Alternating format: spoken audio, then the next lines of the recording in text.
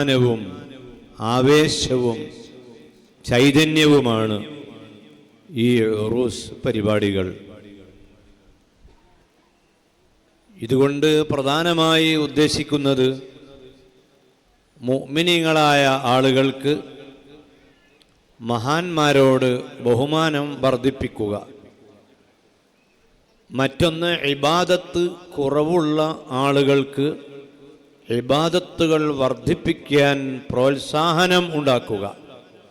വേറെയൊന്ന്, ഇതര മതസ്ഥരായ ആളുകൾക്ക് മുസ്ലിമീങ്ങളോട്, അതുപോലെ മുസ്ലിമീങ്ങൾക്ക് മറ്റ് മതക്കാരോട് സ്നേഹവും ഐക്യവും വർദ്ധിപ്പിക്കുക.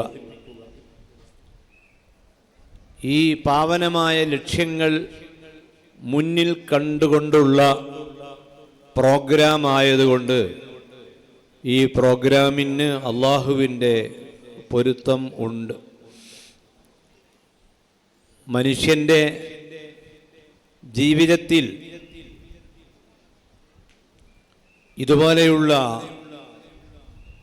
സദസ്സുകൾ അവൻ്റെ ജീവിതത്തെ വളരെയേറെ സ്വാധീനിക്കും എന്നതിൻ്റെ വലിയ തെളിവാണ് അറഫ. ഓരോ വർഷവും പരിശുദ്ധമായ മക്കയിൽ അറഫയിൽ ദുൽഹിജ്ജ 9 നടക്കുന്ന ലോകാടിസ്ഥാനത്തിൽ തന്നെയുള്ള ഏറ്റവും വലിയ സമ്മേളനം ആ അറഫയിൽ നടക്കുമ്പോൾ ആ അറഫയിൽ പങ്കെടുക്കാൻ വേണ്ടി ലോകത്തിൻ്റെ നാനാഭാഗങ്ങളിൽ നിന്ന് മുഅ്മിനീങ്ങൾ അവരുടെ പണവും ആരോഗ്യവും സമയവും ഉപയോഗപ്പെടുത്തി അവിടെ ഹാജരാകുന്നതിൻ്റെ പിന്നിൽ ഉള്ളത് ആ കൂട്ടായ്മയിലൂടെ ലഭിക്കുന്ന വിശ്വാസത്തിൻ്റെ വർധനവാണ്. വെള്ളിയാഴ്ച ജുമുഅ നിസ്കാരത്തിലും അത് കാണാം. വെള്ളിയാഴ്ച ജുമുഅ നിസ്കാരത്തിൽ പങ്കെടുക്കുമ്പോൾ ഓരോ മുഅ്മിനായ മനുഷ്യനും പാരായണം ചെയ്യുന്ന ഒരു സൂറത്താണ് സൂറത്തുൽ കഹ്ഫ്. ആ സൂറത്തുൽ കഹ്ഫിൽ കാണാം, വറബത്നാ അലാ ഖുലൂബിഹിം ഇദ് ഖാമൂ ഫഖാലൂ റബ്ബുനാ റബ്ബുസ് സമാവാതി വൽ അർള്. ഈമാൻ വർദ്ധിപ്പിക്കുക എന്നതാണ് വെള്ളിയാഴ്ച ജുമുഅയിലൂടെ ലഭിക്കുന്നത്. പുരുഷന്മാർ പള്ളിയിൽ പോകുന്നതിലൂടെ അവർക്ക് ഈമാൻ വർദ്ധിക്കുന്നു. പുരുഷന്മാരെ പള്ളിയിലേക്ക് പറഞ്ഞയക്കുന്നത് സ്ത്രീകളായതുകൊണ്ട് അവർക്കും പള്ളിയിൽ പോയതിന് തുല്യമായ പ്രതിഫലം പുരുഷന്മാരെ പറഞ്ഞയക്കുന്നതിൻ്റെ പേരിൽ അവർക്കും ലഭിക്കുന്നു. അങ്ങനെ കൂട്ടായ്മകളിലൂടെ മനുഷ്യന് വലിയ ശക്തി ലഭിക്കും. വലത് ഭാഗത്ത് ഇരിക്കുന്നതാരാണ്? ഇടതുഭാഗത്തിരിക്കുന്നതാരാണ് എന്ന് ശ്രദ്ധിച്ചു നോക്കിയാൽ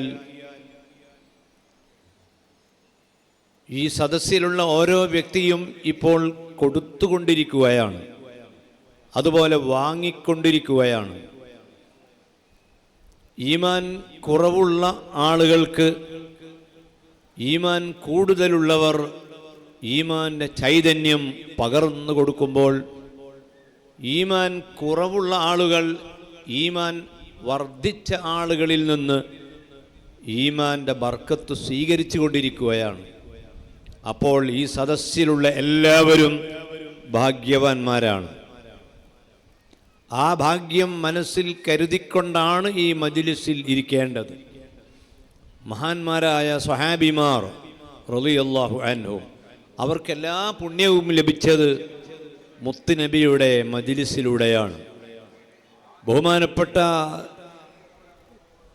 സയ്യിദ് ഷരീഫുൽ മദനി മഹാനവർകൾ ദൂരെ നാട്ടിൽ നിന്ന് ഈ കർണാടകയിൽ വന്ന് ഇവിടെ താമസമാക്കുകയും ഈ പ്രദേശത്തുള്ള ആളുകൾക്ക് ഈമാൻ്റെ ചൈതന്യം പകർന്നു കൊടുക്കുകയും ചെയ്തില്ലായിരുന്നുവെങ്കിൽ ഒരുപക്ഷെ ഈ പ്രദേശങ്ങൾ അന്ധകാരത്തിൽ ഇരുട്ടിൽ കഴിയേണ്ടി വരുമായിരുന്നു. അങ്ങനെ നല്ല ആളുകളുടെ സാന്നിധ്യം കൊണ്ടാണ് സാധാരണക്കാരായ ആളുകൾക്ക് എല്ലാ ബർക്കത്തും ലഭിക്കുന്നത്.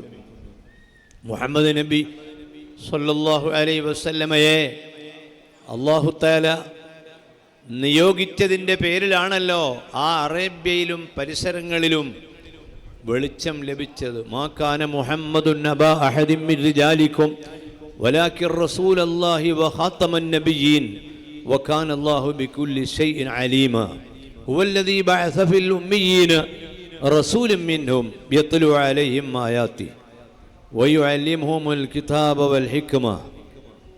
പരിശുദ്ധ ഖുർആനിൽ അല്ലാഹു പറഞ്ഞു, AD 571 അറേബ്യയിൽ ഒരു വലിയ മനുഷ്യൻ്റെ ആഗമനത്തോടു കൂടിയാണ് ആ നാട്ടിലുള്ള ആളുകളിൽ സാംസ്കാരികമായ വലിയ മാറ്റങ്ങൾ ഉണ്ടായത്.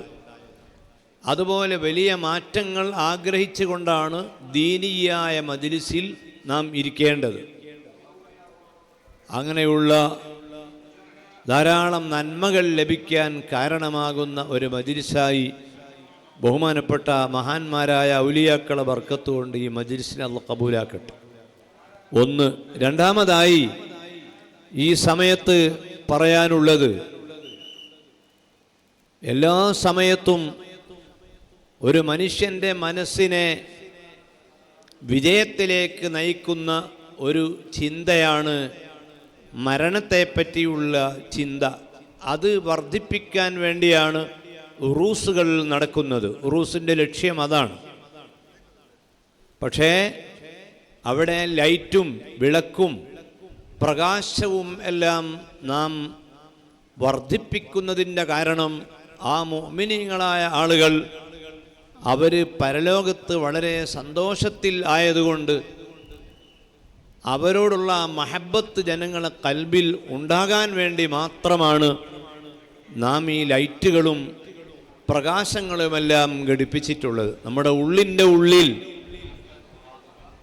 ഉണ്ടാകേണ്ട ചിന്ത മരണത്തെപ്പറ്റിയുള്ള ചിന്തയാണ്. ഖബർ സിയാറത്തിൻ്റെ ലക്ഷ്യം മരണത്തിൻ്റെ ചിന്തയാണ്. ഒരു ദിവസം ഞാൻ മരിക്കും എന്ന ഒരു ബോധം ഒരു മനുഷ്യനിൽ ഉണ്ടാകുമ്പോൾ ആണ് ആ മനുഷ്യനിൽ വലിയ മാറ്റങ്ങൾ ഉണ്ടാവുക. ബഹുമാനപ്പെട്ട ഹുജ്ജത്തുൽ ഇസ്ലാം അബൂ ഹാമിദുൽ ഗസ്സാലി റഹ്മത്തുള്ളാഹി അലൈഹി അദ്ദേഹത്തിൻ്റെ ഇഹ്യാ ഉലൂമുദ്ദീനിൽ ഒരു സ്ഥലത്ത് പറയുന്നത് കാണാം, ഒരു ഭാര്യയും ഭർത്താവും അവർക്ക് കുഞ്ഞുങ്ങൾ ഉണ്ടാകണമെന്ന് വളരെ ആഗ്രഹം തോന്നി. പക്ഷേ കുഞ്ഞ് ഉണ്ടാകുന്നില്ല. അവസാനം അവർ തീരുമാനിച്ചു ഒരു ഡോക്ടറെ സമീപിക്കാൻ. അങ്ങനെ ഡോക്ടറുടെ അടുത്ത് പോയി അവർ രണ്ടും പറഞ്ഞു, ഞങ്ങൾക്ക് മക്കൾ ഇല്ല, അതുകൊണ്ട് ഡോക്ടർ അതിനൊരു ചികിത്സ തരണം. അങ്ങനെ മക്കൾ ഇല്ലാത്ത ആളുകൾ ഡോക്ടർമാരെ സമീപിക്കുന്നത്, ചികിത്സിക്കുന്നത് അനുവദനീയമാണ്. മഹാന്മാരായ ഔലിയാക്കളെ കൊണ്ട് ദുആർപ്പിക്കൽ അതും അനുവദനീയമാണ്. അത് രണ്ടും ഇസ്ലാം അനുവദിച്ചിട്ടുണ്ട്. അങ്ങനെ ഡോക്ടറോട് ഈ സങ്കടം പറഞ്ഞപ്പോൾ ആ ഡോക്ടർ ആ സ്ത്രീയോട് പറഞ്ഞു, 40 ദിവസം കഴിഞ്ഞാൽ നിങ്ങൾ മരിക്കും, അതുകൊണ്ട് ഇപ്പോൾ നിങ്ങൾക്ക് പോകാം. മക്കൾ ഉണ്ടാവാത്ത ആ സങ്കടം പറയാൻ വേണ്ടി വന്ന സ്ത്രീയോട് 40 ദിവസം കഴിഞ്ഞാൽ മരിക്കും എന്ന് പറഞ്ഞപ്പോൾ ആ ഭാര്യയും ഭർത്താവും അവിടെ നിന്ന് പോവുകയും ആ ഭാര്യ അന്നു മുതൽ അങ്ങേയറ്റത്തെ ദുഃഖത്തിലും ബേജാറിലുമായി. കാരണം 40 ദിവസമേ ഇനി ഈ ഭൂമിയിൽ ജീവിക്കാൻ കഴിയൂ, അത് കഴിഞ്ഞാൽ മരണമാണല്ലോ ഉണ്ടാവുക. മരണത്തെപ്പറ്റിയുള്ള ആ ചിന്ത മനസ്സിൽ കടന്നതോടുകൂടി കുഞ്ഞുണ്ടാവുക എന്ന ആ ചിന്ത ആ സഹോദരിക്ക് ഇല്ലാതെയാവുകയും ഓരോ ദിവസം കഴിയുന്തോറും ആ സ്ത്രീ ഭക്ഷണത്തോട് ആശയില്ലാതെ, ഭൗതിക ജീവിതത്തോട് താല്പര്യമില്ലാതെ ആ സ്ത്രീ മെലിയാൻ തുടങ്ങി. 41-ാമത്തെ ദിവസം ആ സഹോദരി തൻ്റെ റൂമിൽ നിന്ന് എഴുന്നേറ്റു. സന്തോഷമായി. മരിച്ചിട്ടില്ലല്ലോ. മരിക്കുമെന്ന് പറഞ്ഞ ആ ദിവസത്തിൻ്റെ ഉള്ളിൽ മരിച്ചിട്ടില്ല. ഉടനെ ഡോക്ടറുടെ അടുത്തേക്ക് പോയി. ഡോക്ടറോട് പറഞ്ഞു, സാറേ, നിങ്ങൾ പറഞ്ഞു 40 ദിവസം കഴിഞ്ഞാൽ മരിക്കും. ഞാൻ മരിച്ചിട്ടില്ല. ഞാൻ ആ വിഷയം പറയാൻ വേണ്ടി വന്നതാണ്. അപ്പോൾ ആ ഡോക്ടർ ആ സഹോദരിയെ ഒന്നുകൂടി പരിശോധിച്ചു നോക്കിയപ്പോൾ ആ സഹോദരിയുടെ ശരീരത്തിൽ നിന്ന് അമ്ലം കുറയുകയും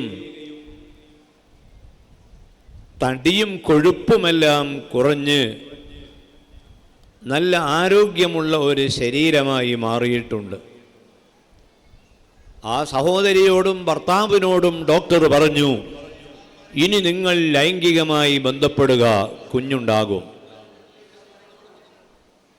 ഞാൻ നിങ്ങളോട് മരിക്കും എന്ന് പറയാനുള്ള കാരണം അത് സത്യമാണ്.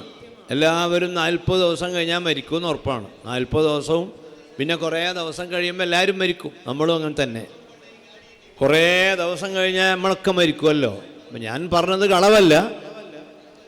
പക്ഷേ ഞാൻ നിങ്ങളോടത് പറഞ്ഞ ഒരൊറ്റ കാരണം കൊണ്ട് ഭക്ഷണത്തോട് താല്പര്യമില്ലാത്ത ഒരവസ്ഥ വരികയും ശരീരം വല്ലാതെ മെലിയുകയും ചെയ്തപ്പോൾ ഗർഭധാരണത്തിന് തടസ്സമുണ്ടാകുന്ന ഒരു വലിയ വിഷയം ഇപ്പോൾ ഇല്ലാതെയാവുകയും ഇനി ഗർഭം ആവുന്ന ഒരു സാഹചര്യം എത്തുകയും ചെയ്തിട്ടുണ്ട്. ഈ സംഭവം ഇമാം ഗസാലി റഹ്മത്തുള്ളാഹി അലൈഹി ഇഹ്യാ ഉലൂമുദ്ദീനിൽ പറഞ്ഞത് എന്തിനു വേണ്ടിയാണ്? ഏതൊരു മനുഷ്യനെയും പാഠം പഠിപ്പിക്കാൻ പറ്റിയ ചിന്തയാണ് മരണചിന്ത. ആ ചിന്ത ഉണ്ടായാൽ ഭൗതിക വിഷയങ്ങളോടുള്ള താല്പര്യം കുറഞ്ഞ് കുറഞ്ഞ് അള്ളാഹുവിനെ പറ്റിയുള്ള ചിന്ത മനസ്സിൽ കടന്നു വരും. അതാണ് മഹാന്മാരുടെ ഉറൂസിൽ നടക്കുന്നത്. അവരുടെ ഖബറിൻ്റെ സമീപത്ത് എത്തിയാൽ 2-3 കാര്യം മനസ്സിൽ വരണം. ഒന്ന്, എത്ര വലിയ ആളായാലും ഒരു ദിവസം മരിക്കും. ആ മരണത്തിന് പാത്രമായിട്ടുള്ള ഒരു വലിയ മഹാനാണ് ഈ മഖാമിൽ ഉള്ളത്.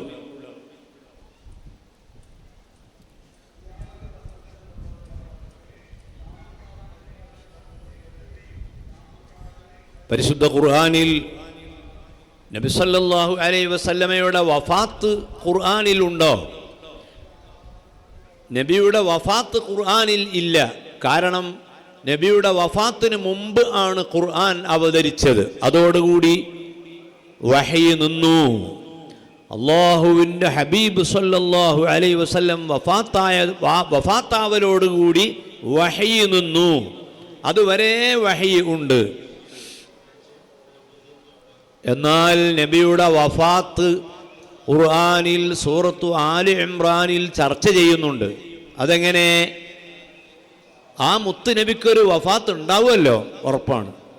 ആ വഫാത്തിൻ്റെ ഒരു ട്രയൽ ഉഹുദ് യുദ്ധക്കളത്തിൽ സംഭവിച്ചു. ട്രയൽ. നബി തങ്ങൾ വഫാത്താകും എന്നത് ഉറപ്പാണ്. ഇന്നക മയ്യിത്തുൻ വ ഇന്നഹും മയ്യിത്തൂൻ. ഓ നബിയെ, താങ്കൾ മരണപ്പെടും. താങ്കളുടെ മുൻപുള്ള അമ്പിയാക്കളും മരിച്ചിട്ടുണ്ട്.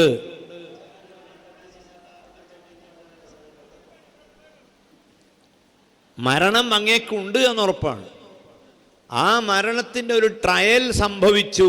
അത് ഉഹുദിലാണ് സംഭവിച്ചത്. ഹിജ്റയുടെ 3-ാം വർഷം. ഹിജ്റയുടെ 10 വർഷം കഴിയുമ്പോഴാണ് മുത്തുനബിയുടെ വഫാത്ത് ഉണ്ടാകുന്നത്. അതിൻ്റെ 7 കൊല്ലം മുമ്പ് ഒരു മരണത്തിൻ്റെ ഒരു ട്രയൽ. എന്തിനാണ്? അള്ളാഹുവിൻ്റെ ഹബീബ് മരണപ്പെട്ടാൽ, അവിടുത്തെ വഫാത്ത് സംഭവിച്ചാൽ ഉമ്മത്ത് തളരാൻ പാടില്ല. ആ നബിയുടെ അനുയായികൾ അള്ളാഹുവിൻ്റെ ശരീഅത്തിൽ നിന്ന് പിന്തിരിയാൻ പാടില്ല. ആ നബി വഫാത്തായാലും അള്ളാഹുവിൻ്റെ ശരീഅത്ത് ഇവിടെ നിലനിൽക്കണം. നബി വഫാത്താവലോടുകൂടി ഇസ്ലാം ഇവിടെ മരിക്കാൻ പാടില്ല.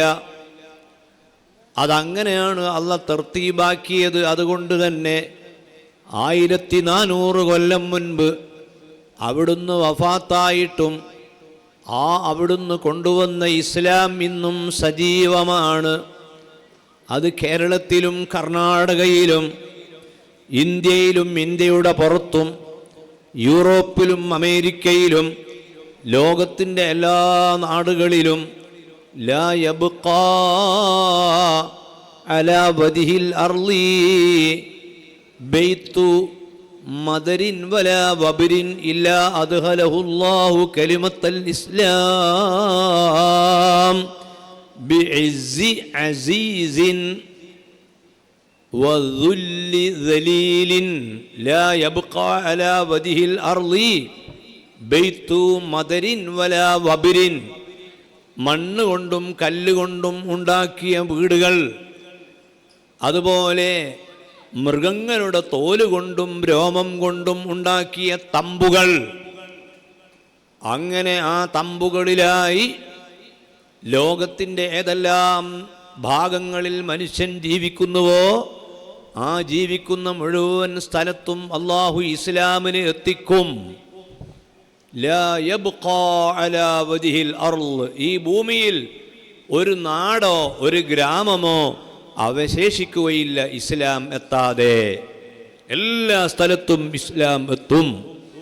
നബി വഫാത്തായതിനു ശേഷമാണ് ഇസ്ലാമിൻ്റെ പ്രചാരണം ശക്തിപ്പെട്ടത്. നബിയുടെ ജീവിതകാലത്ത് ഇസ്ലാമിൻ്റെ ചൈതന്യം മക്കയിലും പരിസരങ്ങളിലും മാത്രമേ ഉള്ളൂ. വഫാത്തിന് ശേഷം ഉമർ ഇബ്നുൽ ഖത്താബ് റളിയല്ലാഹു അൻഹുവിൻ്റെ കാലത്ത് സിന്ധ് മുതൽ മൊറോക്കോ വരെ ഇസ്ലാം എത്തി. പിന്നീട് വീണ്ടും പ്രചരിച്ചു. അമേരിക്കയിൽ ഇസ്ലാം എത്തി. മുഹമ്മദ് നബിയുടെ കാലത്ത് അമേരിക്ക കണ്ടുപിടിക്കപ്പെട്ടിട്ടില്ല. കൊളംബസ് ആണ് അമേരിക്ക കണ്ടുപിടിച്ചത്. അതുകൊണ്ട് അവിടെ നബിമാർ വന്നിട്ടില്ല. അങ്ങനെ പരിശുദ്ധ ഇസ്ലാം ഇവിടെ മുത്തുനബിയുടെ വഫാത്തിന് ശേഷവും ഇസ്ലാം ഇവിടെ നിലനിൽക്കണമെങ്കിൽ ആ നബിയുടെ വഫാത്ത് സംഭവിച്ചാൽ ഈ ഉമ്മത്തിൻ്റെ മാനസികാവസ്ഥ എങ്ങനെയായിരിക്കും എന്ന് അറിയാനും അത് പറയാനും അതുമായി ബന്ധപ്പെട്ട കാര്യങ്ങൾ ഉണർത്താനും വേണ്ടി ഹിജ്റ 3-ാം വർഷത്തിൽ അവിടുന്ന് വഫാത്തായി എന്നൊരഭ്യൂഹം പരന്നു. അത് ഉഹുദിലാണ്. ഉഹുദിൽ നബി സല്ലല്ലാഹു അലൈഹി വസല്ലമയുടെ മുൻപല്ലി ഷഹീദായി. ആ മുത്ത് നബി ഒരു കുഴിയിൽ വീണു. ആ മുത്ത് നബി സല്ലല്ലാഹു അലൈഹി വസല്ലമ കുഴിയിൽ വീണപ്പോൾ ആ കുഴിയിൽ നിന്ന് മുത്ത് നബിയെ സ്വഹാബത്ത് എഴുന്നേൽപ്പിച്ചു. കുറേ ആളുകൾ പരിഭ്രാന്തരായി ഓടി. ഉമർ ഇബ്നുൽ ഖത്താബ് റളിയല്ലാഹു അൻഹുവിൻ്റെ ചെവിയിൽ വിവരമെത്തി. ഉമർ റളിയല്ലാഹു അൻഹുവിന് ക്ഷമിക്കാൻ കഴിയുന്നില്ല, സ്വഹാബത്തിന് ഉൾക്കൊള്ളാൻ കഴിയുന്നില്ല. നബി വഫാത്താകുമോ അതവർക്ക് സങ്കല്പിക്കാൻ പോലും കഴിയുന്നില്ല. ആ സമയത്താണ് സയ്യിദുനാ അബൂബക്കർ സിദ്ദീഖ് റളിയല്ലാഹു അൻഹു ഇടപെടുന്നത്. ചരിത്രത്തിൽ കാണാം, നബിതങ്ങൾ വഫാത്തായി എന്ന് അഭ്യൂഹം പരന്നെങ്കിലും പിന്നീട് കാര്യം ക്ലിയറായി. അവിടുന്ന് മരിച്ചിട്ടില്ല. പിന്നെയും എത്രയോ കാലം ജീവിച്ചു. ആ ഉഹുദ് യുദ്ധത്തിൽ ചെറിയ പരിക്ക് സംഭവിച്ചു. ആ പരിക്കേറ്റതിന് ശേഷം പിന്നീട് ഇരുന്ന് നിസ്കരിച്ച സംഭവങ്ങൾ വരെ ഉണ്ടായി. ഞാൻ പറഞ്ഞു വരുന്നത്, മരണം എന്ന് പറയുന്ന ഒരു പ്രധാനപ്പെട്ട ഘടകം നമുക്കെല്ലാം സംഭവിക്കും എന്ന ഒരു കാര്യം ഉറൂസിന് വരുമ്പോൾ ഓർമ്മയിൽ വേണം. ഈ ഖബറിൽ കഴിയുന്ന സയ്യിദ് ശരീഫുൽ മദനി തങ്ങളായാലും ഏത് വലിയ ഔലിയാക്കളായാലും അമ്പിയാക്കളായാലും അവർക്കെല്ലാം മരണത്തെ അള്ളാഹു നൽകിയതുപോലെ ഓ ഉമ്മമാരെ, ഓ സഹോദരന്മാരെ, സഹോദരികളെ, കുല്ലുബ്നി ഉൻസാ വഇൻ ത്വാലത്ത് സലാമതുഹു യൗമൻ അലാലത്തിൻ ഹദ്ബാ മഹ്മൂലു.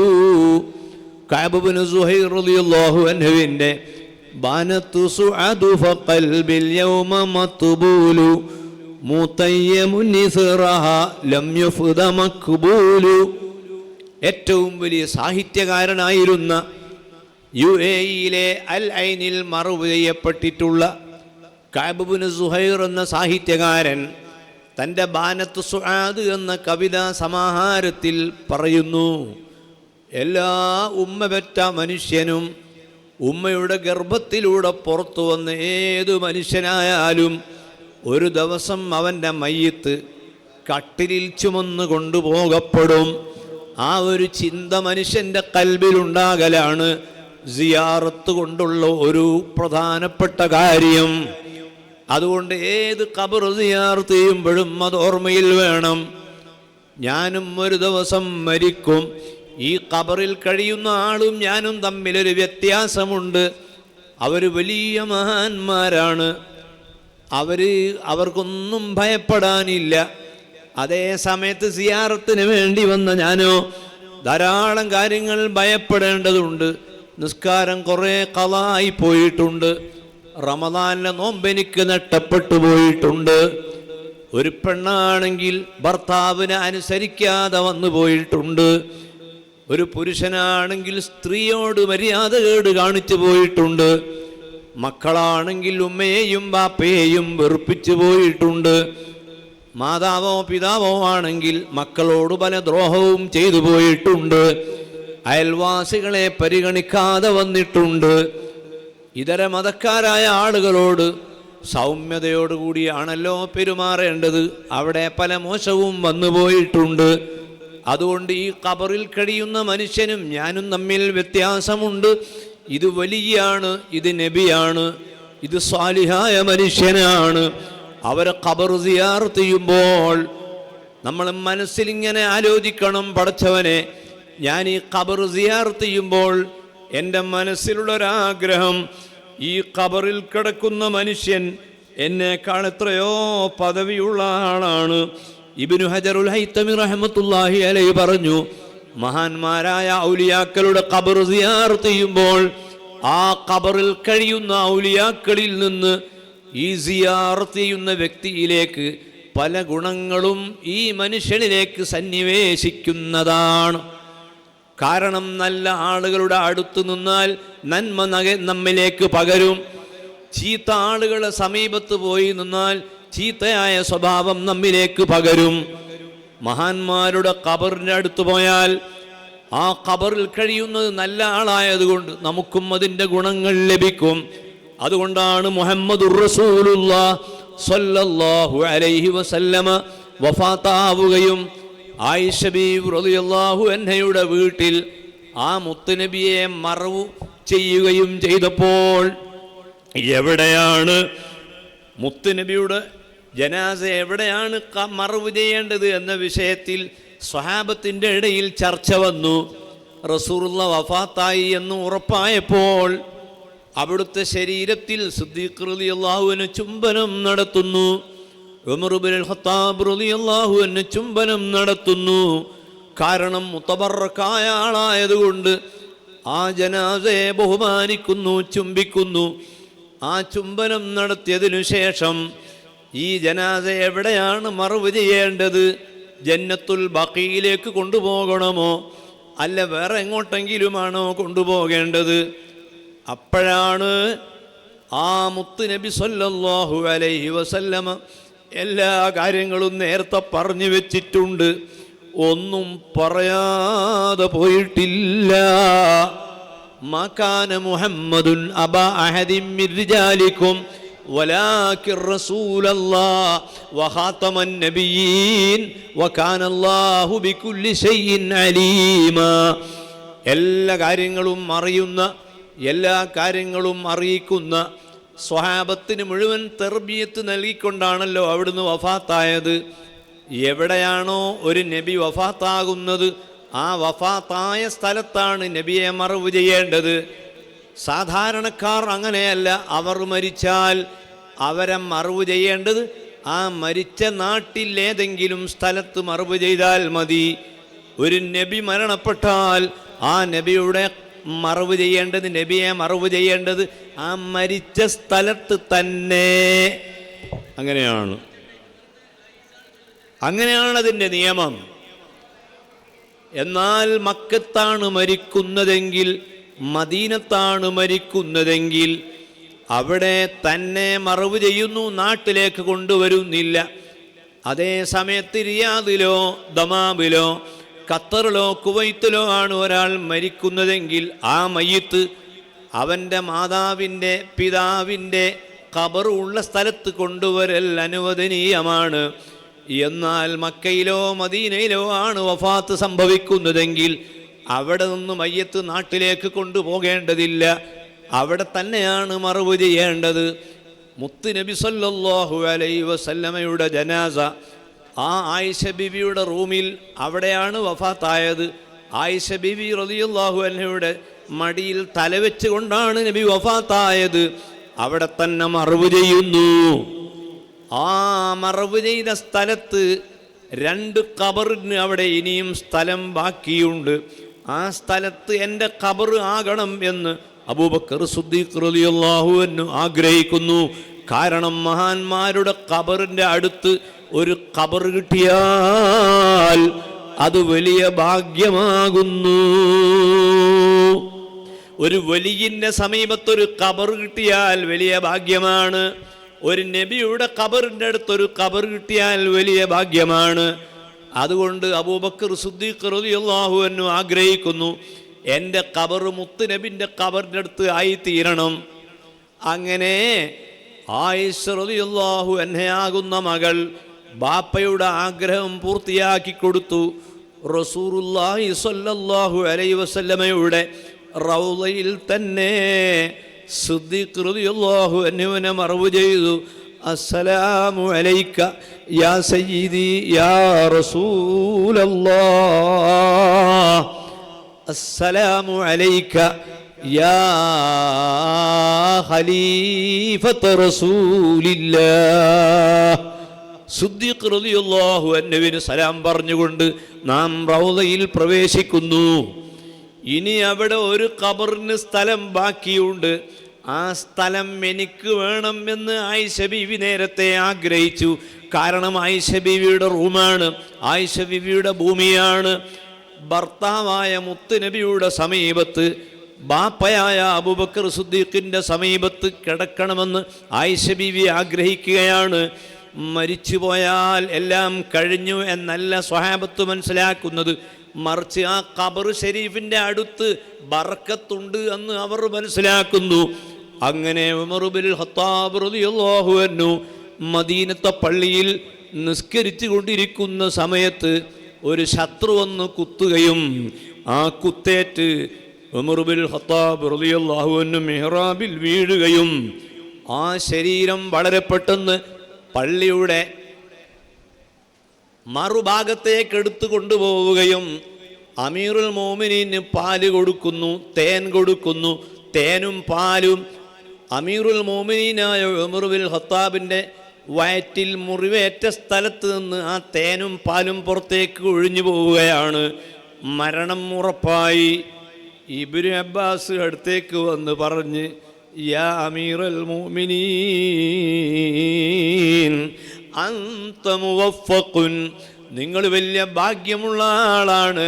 കാരണം റസൂലുള്ളാഹിക്ക് നിങ്ങളോട് വളരെ ഇഷ്ടമായിരുന്നു, നിങ്ങളോട് മുത്തുനബിക്ക് വലിയ ഇഷ്ടമായിരുന്നു. നിങ്ങൾ എന്താണോ ആഗ്രഹിക്കുന്നത് അതൊക്കെ റബ്ബ് സാധിപ്പിച്ചു തന്ന ആളാണ് എന്ന് പറഞ്ഞപ്പോൾ അമീറുൽ മോമിനീൻ്റെ മറുപടി, ലൗകാന കഫാഫ, എൻ്റെ നന്മയും തിന്മയും തുല്യമായാൽ മതിയായിരുന്നു. ഞാൻ ബേജാറിലാണ്, എൻ്റെ അമലൊക്കെ അല്ലാഹ് കബൂലാക്കിയോ എന്ന ബേജാറിലാണ്.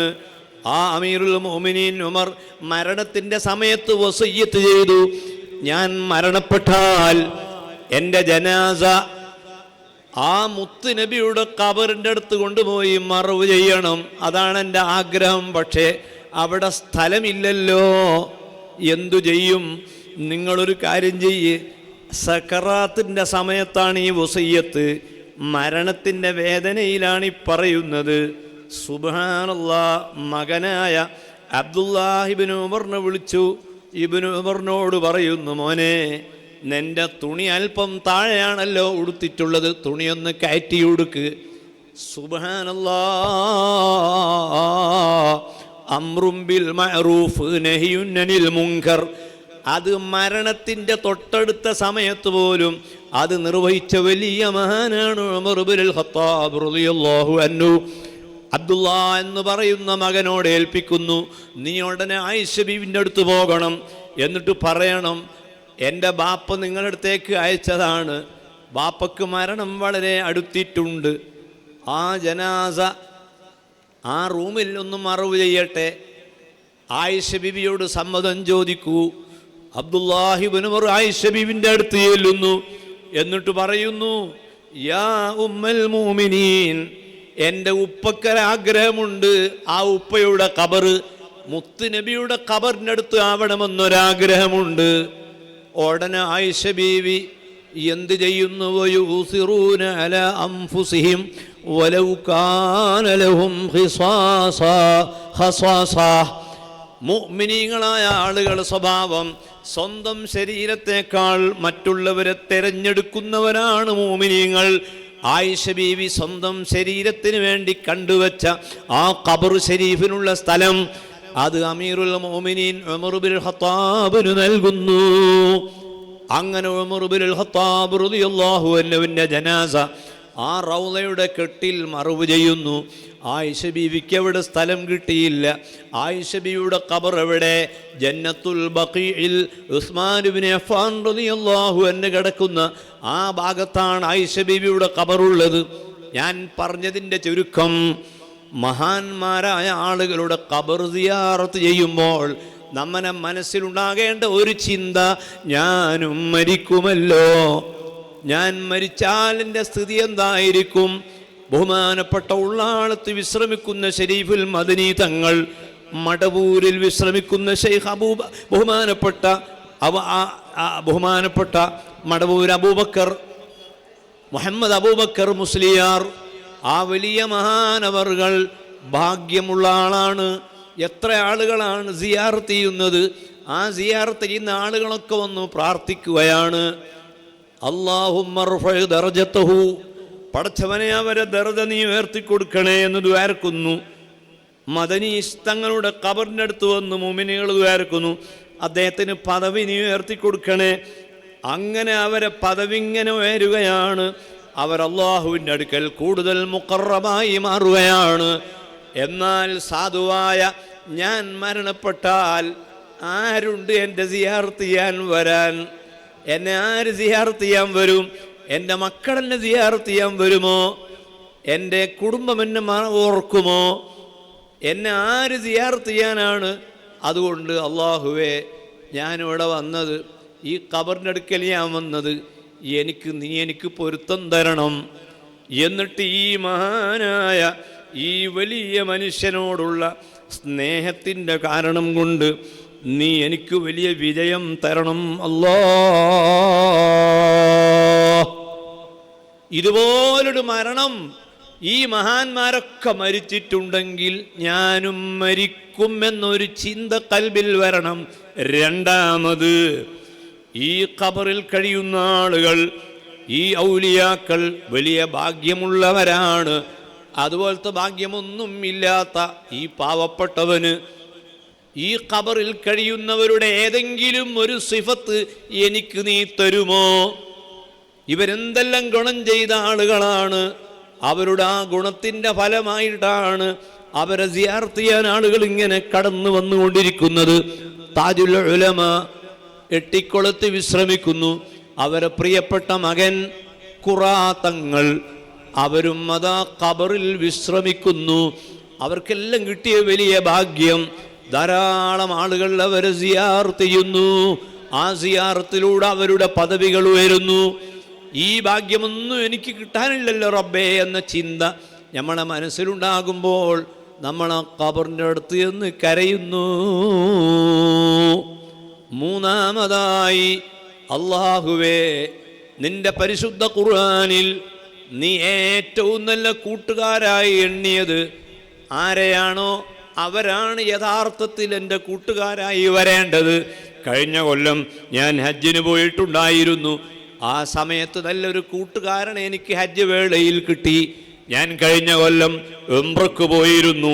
ആ ഉംറയിൽ എനിക്കൊരു നല്ല കൂട്ടുകാരനെ കിട്ടി. ആ കൂട്ടുകാരനാണ് ഇപ്പോൾ എൻ്റെ എല്ലാ വിഷയത്തിലും എൻ്റെ എല്ലാ കാര്യത്തിലും അയാൾ ഇടപെടുന്നു. ദിവസവും ഞാൻ അയാൾക്ക് ഫോൺ ചെയ്യാറുണ്ട്, അയാൾ എനിക്കും ഫോൺ ചെയ്യാറുണ്ട്. എൻ്റെ ഭാര്യയും മക്കളും അദ്ദേഹത്തിൻ്റെ വീട്ടിൽ പോകാറുണ്ട്, അദ്ദേഹത്തിൻ്റെ ഭാര്യയും മക്കളും എൻ്റെ വീട്ടിൽ വരാറുണ്ട്. ഞങ്ങൾ തമ്മിൽ നല്ല ക്ലോസാണ്, നല്ല സൗഹൃദമാണ്. ആ സൗഹൃദം തുടങ്ങിയത് കഴിഞ്ഞ കൊല്ലമാണ്.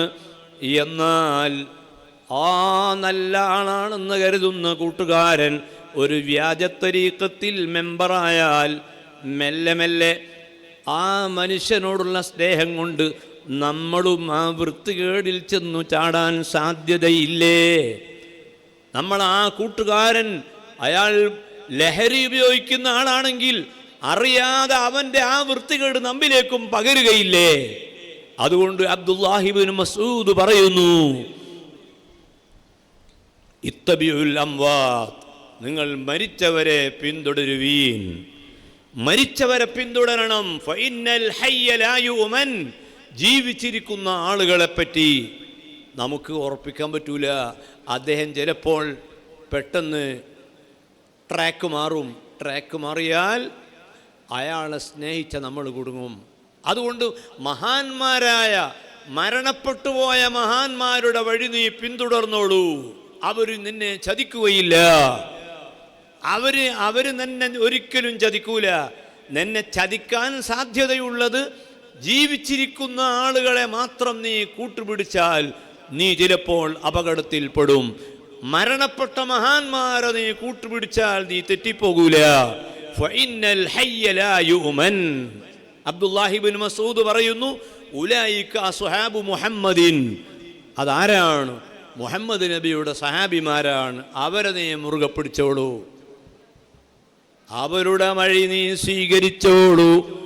വമൻ യുതിഇല്ലാഹ വറസൂല ഫഉലൈക മഅല്ലദീന അൻഅമല്ലാഹു അലൈഹിം മിനൻ നബിയ്യീന വസ്സുദ്ദീഖീന വസ്സുഹദാഇ വസ്സാലിഹീന വഹസുന ഉലൈക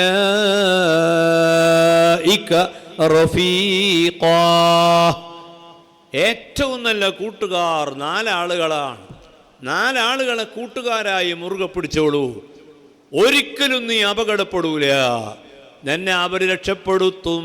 എൻ്റെ മുരീദുകൾ നല്ലവരല്ലെങ്കിൽ എപ്പോഴും നല്ലവൻ ഞാനെന്ന് ചെന്നവർ. എൻ്റെ മുരീദുകൾ നരകത്തിലില്ലെന്ന് നരകത്തെ കാക്കും മലക്ക് പറഞ്ഞവർ. എൻ്റെ മുരീദുകൾ നല്ലവരല്ലെങ്കിൽ എന്നെ പിടിച്ചോർക്ക് ഞാൻ കാവലെന്നവർ. എല്ലാ ഓലിമാരും ഓരോ നബിവാശി, ഞാൻ എൻ്റെ സീബാവ കാൽവാശി എന്നോവർ. മഹാന്മാരോട് ബന്ധപ്പെട്ടാൽ അത് വലിയ ഗുണമാണ്. മഹാന്മാരുമായി ബന്ധപ്പെട്ടാൽ ബറക്കത്താണ്. അവരെ ഖബർ സിയാറത്ത് ചെയ്താൽ വിജയമാണ്. ബഹുമാനപ്പെട്ട മുഹമ്മദ് ബിൻ ഇദ്രീസ് ശാഫിഈ റളിയല്ലാഹു അൻഹു ഇടയ്ക്കിടെ അബൂ ഹനീഫ ഇമാമിൻ്റെ ഖബർ സിയാറത്ത് ചെയ്യാറുണ്ടായിരുന്നു. എന്തെങ്കിലും ബേജാറ് വരുമ്പോൾ അബൂ ഹനീഫ ഇമാമിൻ്റെ ഖബർ പോയി സിയാറത്ത് ചെയ്യും. അതുപോലെ ഈ പരിസരത്തുള്ള മുഴുവൻ മുഅ്മിനീങ്ങൾക്കും വിഷമങ്ങളും പ്രയാസങ്ങളും വന്നാൽ തവസ്സുലാക്കി ദുആ ചെയ്യാൻ വേണ്ടി ബഹുമാനപ്പെട്ട സയ്യിദ് അവറുകളെ ഖബർ സിയാറത്ത് ചെയ്യുന്നു. ആ സിയാറത്തിലൂടെ ലഭിക്കുന്ന വലിയ ഭാഗ്യം അവർ നമ്മളെ കൂട്ടുകാരായി മാറുന്നു. അവർ കൂട്ടുകാരായി തീർന്നാൽ വഹസുന ഉലൈക റഫീഖാ, ഏറ്റവും നല്ല കൂട്ടുകാർ. വമൻ യുതിഇല്ലാഹ വർ-റസൂല ഫഉലൈക മഅല്ലദീന അൻഅമല്ലാഹു അലൈഹിം മിനൻ നബിയ്യീന. ഒന്ന് അമ്പിയാക്കളാണ്. അമ്പിയാക്കളെ കൂട്ടുകാരായി മുറുകെ പിടിച്ചോളൂ. ആ അമ്പിയാക്കളെ എന്നും ഓർത്തോളൂ. ആ അമ്പിയാക്കളെ എന്നും പറഞ്ഞോളൂ. ആ അമ്പിയാക്കൾക്ക് സലാം പറഞ്ഞോളൂ. അവർ മരണപ്പെട്ടതിന് ശേഷവും അവർക്കിങ്ങനെ സലാം പറയണം. അവർ ജീവിച്ചിരിക്കുന്ന കാലത്ത് മാത്രം ബന്ധപ്പെട്ടാൽ പോരാ, അവർ മരണപ്പെട്ടതിന് ശേഷവും അവർക്ക് സലാം പറയണം. അതാണ് നിസ്കാരത്തിലുള്ളത്. അസ്സലാമു അലൈക അയ്യുഹൻ നബിയ്യു വറഹ്മത്തുള്ളാഹി വബറകാതുഹു. മദീനയിൽ വിശ്രമിക്കുന്ന മുത്ത് നബിക്ക് ദിവസവും സലാം പറഞ്ഞോളൂ. അത്തഹിയാത്തുവിൽ നീ ആ നബിക്ക് സലാം പറഞ്ഞോളൂ. സാധാരണ സലാമല്ല. അസ്സലാമു അലൈക അയ്യുഹൻ നബിയ്യു വറഹ്മത്തുള്ളാഹി എന്ന് കൂട്ടിക്കോളൂ, വബറകാതുഹു എന്നും കൂട്ടിക്കോളൂ. ബാപ്പക്ക് സലാം പറയുമ്പോൾ അത്ര കണിശമല്ല അത്. ഉമ്മക്ക് സലാം പറയുമ്പോൾ റഹ്മത്തുള്ളാഹി വബറകാതുഹു കണിശമല്ല. മുത്ത് നബിക്ക് സലാം പറയുമ്പോൾ റഹ്മത്തുള്ള കൂട്ടുന്നു, വബറകാതുഹു കൂട്ടുന്നു. അങ്ങനെ ഒരു ദിവസം 5 തവണ നിർബന്ധമായി ആ നബിക്ക് നീ സലാം പറയണം. അങ്ങനെ പറഞ്ഞാൽ ആ നബി എൻ്റെ കൂട്ടുകാരനായി മാറി. എങ്ങനെ അമ്പിയാക്കൾ സാധാരണ മനുഷ്യരാണെന്ന് പറയും? പുതിയ നിലപാടുകാർ, ബിദ്അത്തിന്റെ ആശയക്കാർ, സുന്നത്ത് ജമാഅത്തിന്റെ ആശയങ്ങളെ തള്ളിപ്പറയുന്ന ആളുകൾക്ക് ഇസ്ലാമുമായി വലിയ ബന്ധമെങ്ങനെ ഉണ്ടാകും? അവർക്ക് നബിമാർ കൂട്ടുകാരല്ല, നമുക്ക് നബിമാർ കൂട്ടുകാരാണ്. എല്ലാ സമയത്തും ആ മുത്തുനബിയെ ഓർക്കുന്നു. മൻ ദുകിർതു ഇൻദഹു ഫലം യുസല്ലി അലയ്യ ഫഹുവ മബ്ഊദുൻ അൻ റഹ്മത്തില്ലാ.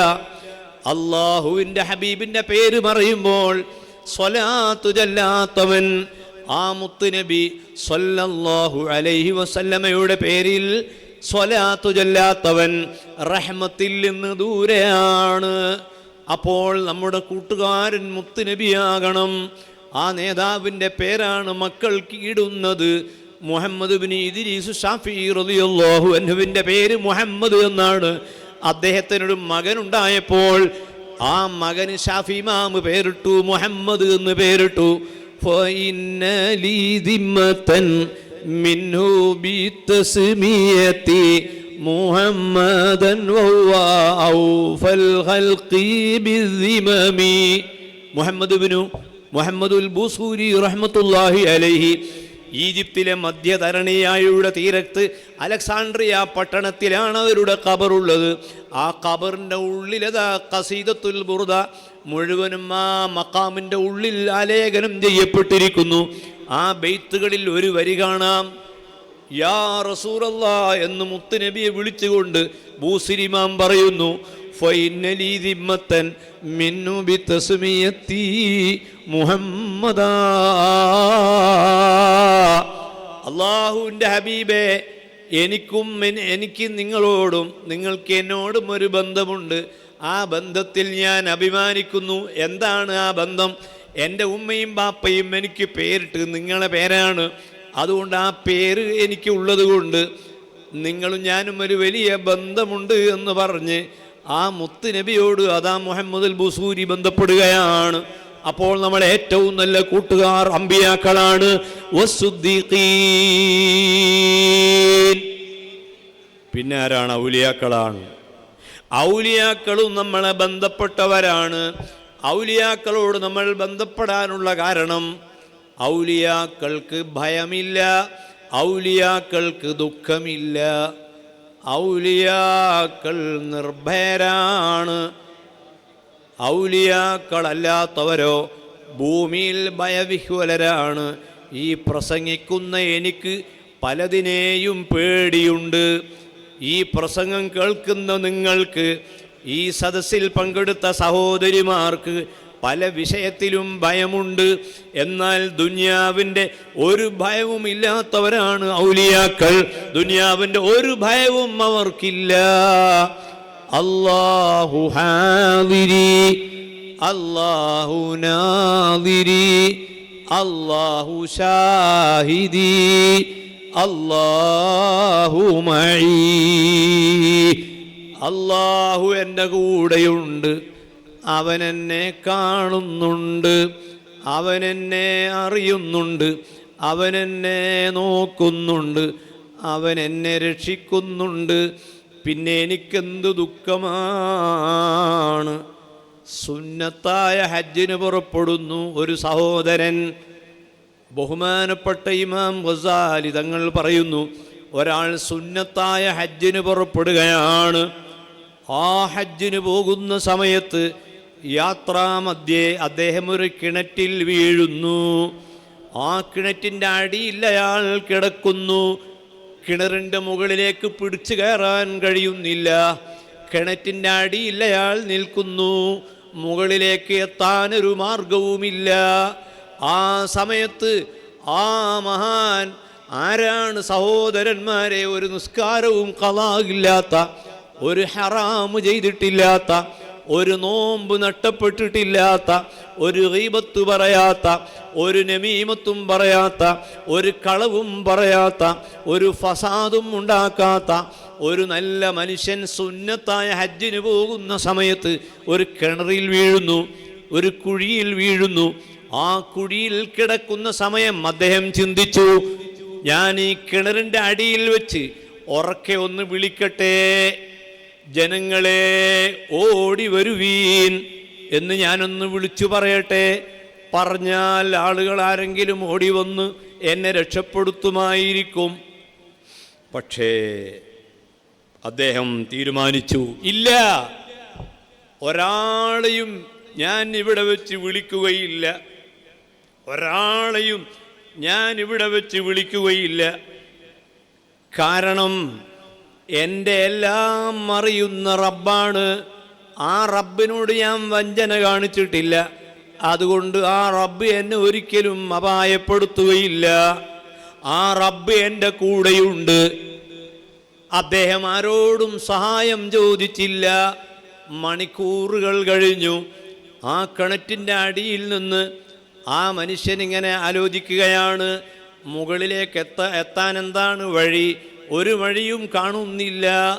അപ്പോഴാണ് ആ കിണറിൻ്റെ അടുത്ത് ഒരാൾക്കൂട്ടം. ആ ആൾക്കൂട്ടം എന്താണ് പറയുന്നത്? അവർ പറയുന്നതൊക്കെ അദ്ദേഹം ഇങ്ങനെ കേൾക്കുകയാണ്. അദ്ദേഹം കേൾക്കുന്നു, എന്ത്? ഈ കിണറിൻ്റെ മുകളിൽ അൾമറ ഇല്ലാത്തത് കൊണ്ട് ഇതിലാരെങ്കിലുമൊക്കെ വീഴാൻ സാധ്യതയുണ്ട്. അതുകൊണ്ട് നമുക്ക് ഈ കിണറൊന്ന് അടയ്ക്കാം.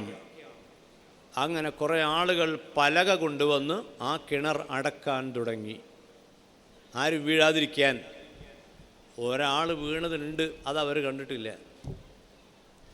അദ്ദേഹം ആ കിണറിൻ്റെ അടിയിൽ വെച്ച് ആലോചിച്ചു, ആരും വീഴാതിരിക്കാൻ ഈ കിണറിൻ്റെ ടോപ്പ് മൂടുന്ന പ്രവർത്തനം സജീവമായി നടക്കുകയാണ്.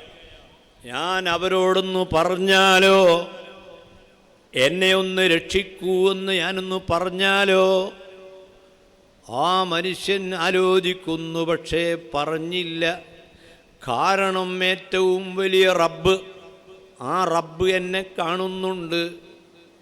സുബ്ഹാനല്ലാഹ്, യഅലമു ഖായിനത്തൽ അയുനി വമാ തുഖ്ഫിസ് സുദൂർ. കണ്ണിൻ്റെ കട്ടുനോട്ടം അറിയുന്ന റബ്ബ്, മനസ്സിൻ്റെ ഉള്ളിൽ മറച്ചു വെക്കുന്ന മുഴുവൻ രഹസ്യങ്ങളും അറിയുന്ന റബ്ബ്. പാതിരാ സമയത്ത് ഭർത്താവ് അറിയാതെ അടുത്ത വീട്ടിലെ യുവാവുമായി വ്യഭിചാരത്തിലേർപ്പെടുന്ന സഹോദരി, സുബ്ഹാനല്ലാഹ്, ഭാര്യയെ വഞ്ചിക്കുന്ന പുരുഷൻ, എല്ലാം റബ്ബ് കാണുന്നുണ്ട്. റബ്ബ് കാണാതെ ഒന്നും ചെയ്യാൻ കഴിയില്ലല്ലോ. ആ വലിയ ആ കിണറിൻ്റെ ഉള്ളിൽ നിന്ന് ആലോചിക്കുകയാണ്, ഈ കിണറിൻ്റെ മുകളിൽ പലക കൊണ്ട് മൂടുന്നവരോട് ഞാനൊന്നു പറഞ്ഞാലോ? പറഞ്ഞില്ല. അവർ പണിയെല്ലാം ക്ലിയറാക്കി അവർ പോകുന്നു. ഈ കിണറ്റിൻ്റെ അടിയിലുള്ള വെള്ളത്തിലേക്ക് സൂര്യൻ്റെ പ്രകാശം ലഭിക്കാൻ വേണ്ടി ഏറ്റവും ടോപ്പിൽ ഒരു ദ്വാരം അവശേഷിപ്പിച്ചുകൊണ്ട് അവർ പോയി. അതിൻ്റെ ഉള്ളിൽ നിന്ന് ആ വലിയ ഇങ്ങനെ ചിന്തിക്കുന്നു. എല്ലാം കഴിഞ്ഞു, തുറന്നു കിടന്ന കിണർ അടച്ചു. ഇനി എങ്ങനെയാണ് എനിക്ക് പുറത്തു പോകാൻ കഴിയുക? അള്ളാഹു എന്നെ രക്ഷപ്പെടുത്താതിരിക്കുകയില്ല. വിഖായത്തുല്ലാഹി അഗ്നത് അൻ മുളാഫത്തിൻ മിനദ്ദുറുഇ വൻ ആലിം മിനൽ അകമി. സൗർ എന്ന് പറയുന്ന ഗുഹയിൽ നബി സല്ലല്ലാഹു അലൈഹി വസല്ലമ ഒളിച്ചു കഴിയുന്ന സമയത്ത് ചിലന്ത് വന്ന് കൂടികെട്ടി. ലന്നുൽ ഹമാമ വലന്നുൽ അൻകബൂത അലാ ഖൈരിൽ ബരിയത്തിലം തൻസുജ് വലം തഹുമി. എല്ലാം ആ റബ്ബിൻ്റെ കഴിവിൽപ്പെട്ടതാണ്. അവൻ്റെ നിയന്ത്രണത്തിന് മുകളിലൊരാൾക്കൊരു നിയന്ത്രണവുമില്ല. മറ്റെല്ലാവരുടെ നിയന്ത്രണത്തിൻ്റെയും മുകളിൽ ആ റബ്ബിനോട് നിയന്ത്രണമുണ്ട്. ആ റബ്ബ് സഹായിക്കുക തന്നെ ചെയ്യും എന്ന് മനസ്സിൽ ഉറപ്പിച്ചുകൊണ്ട് ഒരു വഞ്ചനയും നടത്താത്ത, ഒരു ഫർളും നഷ്ടപ്പെടുത്താത്ത, തഹജ്ജുദ് നിസ്കരിക്കുന്ന, വിത്ർ നിസ്കരിക്കുന്ന, ഖുർആൻ ഓതുന്ന, അൽ കഹ്ഫ് ചൊല്ലുന്ന, ഹദ്ദാദ് പതിവാക്കുന്ന ആ നല്ല മനുഷ്യൻ ആ കിണറ്റിൻ്റെ അടിയിലങ്ങനെ കഴിയുമ്പോൾ അതാ ഒരു ദിവസം രാവിലെ ഒരു മൃഗം ആ മുകളിലുള്ള പലകയുടെ നടുവിലുള്ള ദ്വാരത്തിലൂടെ മെല്ലെ താഴോട്ട് കൈ ഇങ്ങനെ നീട്ടുന്നതായി അദ്ദേഹം കണ്ടു. കണ്ടപ്പോൾ അദ്ദേഹത്തിന് മനസ്സിലായി, ഇത് എൻ്റെ റബ്ബ് എന്നെ സഹായിക്കാൻ പറഞ്ഞൊരു ഉപാധിയാണ്. ഈ ഉപാധി ഞാൻ സ്വീകരിക്കട്ടെ എന്ന് കരുതി ആ കാൽ താഴോട്ടിട്ട ജീവിയുടെ കാലിൽ ആ വലിയതാ പിടിക്കുന്നു. ആ മൃഗം ആ മനുഷ്യനെ കിണറ്റിൻ്റെ അടിയിൽ നിന്ന് വലിച്ച് മുകളിലേക്ക് കയറ്റുന്നു. അലാ ഇന്ന ഔലിയാ അല്ലാഹി ലാ ഖൗഫുൻ അലൈഹിം വലാ ഹും യഹ്സനൂൻ ഇൻ ഔലിയാഉഹു ഇല്ലൽ മുത്തഖൂൻ ലഹുമുൽ ബുസ്റാ ഫിൽ ഹയാത്തിദ് ദുനിയ വഫിൽ ആഖിറ. സൂറത്ത് യൂനുസിൽ അല്ലാഹ് പറയുന്നു, ഔലിയാക്കൾ സാധാരണക്കാരല്ല, നല്ല മനക്കരുത്തിൻ്റെ ഉടമകളാണ്. ഒരു കള്ളത്തരം ചെയ്യാത്ത നല്ല സ്വഭാവത്തിൻ്റെ ഉടമകളാണ്. റബ്ബ് അവരെ ഒരിക്കലും ഉപേക്ഷിക്കുകയില്ല. അവർ ദുആ ചെയ്താൽ ഉത്തരമുണ്ട്. റുബാശ സാഗ്ബറ ലൗ അഖ്സമ അലല്ലാഹി ലാ അബറഹു മദ്ഫൂഇൻ ബിൽ അബ്വാബായ. മുടി ചീകി വെക്കാത്തവരായ, കണ്ടാൽ ആരും തിരിഞ്ഞു നോക്കാൻ തോന്നാത്ത രൂപത്തിലുള്ള നല്ല എത്രയോ മനുഷ്യന്മാരുണ്ട്. അവരെ കൽബ് ഏറ്റവും ശുദ്ധിയുള്ള കൽബാണ്. റബ്ബിനോട് വഞ്ചന ചെയ്യാത്തവരാണ്. അതാണ് ഔലിയാക്കൾ. ആ ഔലിയാക്കളുടെ പട്ടികയിൽപ്പെട്ടവരാണ് ഈ മഖാമുകളിൽ വിശ്രമിക്കുന്ന പഴയ കാലത്തുള്ള ആ മഹാന്മാർ. അവരെ നീ മുറുകെ പിടിച്ചോടൂ. നിസ്കാരം നീ ഖളാക്കുന്നവനാണെങ്കിൽ തൗബ ചെയ്ത് മടങ്ങണം. എന്നിട്ട് നിസ്കാരം നീ കൃത്യമായി നിർവഹിക്കാൻ തുടങ്ങണം. നോമ്പ് നീ നോൽക്കാത്ത സ്വഭാവക്കാരനാണെങ്കിൽ നീ നോമ്പ് നോൽക്കുമെന്ന് പ്രതിജ്ഞ ചെയ്യണം. ആ മഖാമിൻ്റെ അടുത്ത് വന്നിട്ട് നീ പറയണം, റബ്ബേ, നീ വിളിക്കുന്നത് അള്ളാഹുവിനെയാണ്, നീ പ്രാർത്ഥിക്കുന്ന അള്ളാഹുവിനോടാണ്. പക്ഷേ ആ മഹാന്മാരെ സമീപത്ത് വെച്ച് നീ അള്ളാഹിനോട് പറയുമ്പോൾ അള്ളാഹുവിൻ്റെ അടുക്കൽ ഈ മഹാന്മാർ സാക്ഷികളാണ്. നിന്റെ ദുആ ഖബൂൽ ചെയ്യപ്പെടും. അവിടെ വെച്ച് നീ പറഞ്ഞോളൂ, ഞാൻ ഒരിക്കലും ഒരു തെറ്റിലേക്ക് പോവുകയില്ല, ഞാൻ ലഹരി ഉപയോഗിക്കുകയില്ല, ഭാര്യയെ ഞാൻ തല്ലുകയില്ല, മാതാപിതാക്കളോട് ഞാൻ അനുസരണക്കേട് കാണിക്കുകയില്ല, എൻ്റെ അയൽവാസികളോട് ഞാൻ ദ്രോഹം ചെയ്യുകയില്ല, എൻ്റെ ഭാര്യയെ ഞാൻ വേദനിപ്പിക്കുകയില്ല, എൻ്റെ ഭർത്താവിനെ ഞാൻ കബളിപ്പിക്കുകയില്ല എന്ന് നീ ആ ഖബറിൻ്റെ അടുക്കൽ വെച്ച് പ്രതിജ്ഞ എടുത്തോളൂ. ആ ഖബറിൽ കഴിയുന്ന മഹാന്മാർ വളരെ മഹത്വമുള്ള ജീവിതം നയിച്ചവരാണ്. ഇബ്രാഹിമിന് അദ്ഹമിനെ പറ്റി നിങ്ങൾ കേട്ടിട്ടില്ലേ? വലിയ മഹാനാണ്. ആ ഇബ്രാഹിമിന് അദ്ഹം റളിയല്ലാഹു അൻഹു ഒരു ദിവസം വീട്ടിൽ നിന്ന് പുറത്തിറങ്ങിയപ്പോൾ മഹാനവർകൾ ഇങ്ങനെ നടന്നു പോകുന്ന സമയത്ത് ഒരു പക്ഷിയെ കണ്ടു. ആ പക്ഷി ഒരു അപ്പത്തിൻ്റെ കഷണം വായിൽ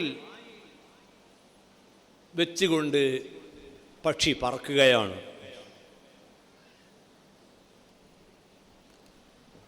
ഇബ്രാഹിമിന് അദ്ഹം ചിന്തിച്ചു, ഈ പക്ഷി എങ്ങോട്ടാണ് പോകുന്നത്? ഈ പക്ഷി എങ്ങോട്ടാണ് ഈ അപ്പക്കഷണവുമായി പോകുന്നത്? ആ പക്ഷിയെ പിന്തുടരാൻ ഇബ്രാഹിമിന് അദ്ഹം ആലോചിച്ചു. ഔലിയാക്കൾ അങ്ങനെയാണ്. മടവൂർ ശൈഖിന്റെ സമീപത്ത് ഒരാൾ 5 ലക്ഷം രൂപ, ഒരു 5 ലക്ഷം രൂപയുടെ ഒരു കെട്ട് അതുമായി വന്ന് മടവൂർ ശൈഖിന്റെ കയ്യിൽ അത് കൊടുത്തു.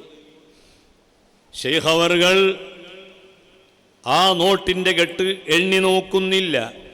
കാരണം പണത്തോട് ആഗ്രഹമില്ല. ഔലിയാക്കളുടെ സ്ഥിതി അതാണ്. നമ്മളെപ്പോലെയല്ല. നമുക്ക് ജീവിക്കണമെങ്കിൽ പണം വേണം, നമുക്ക് മരുന്ന് വേണമെങ്കിൽ പണം വേണം.